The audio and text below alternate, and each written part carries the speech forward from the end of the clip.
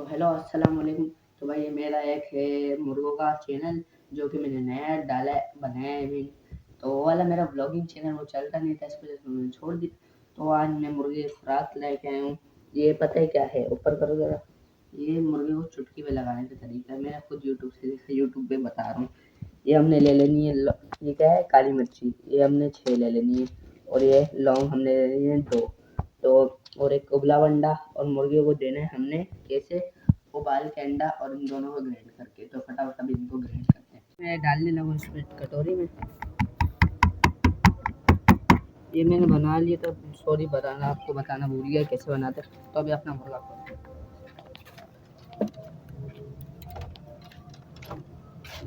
अभी इसको हम डाल लेते हैं, तो ये खा लेगा अभी। तो अभी खा लेगा। तो ये आपको शॉर्ट वीडियो पसंद आई तो लाइक करें, सब्सक्राइब करें।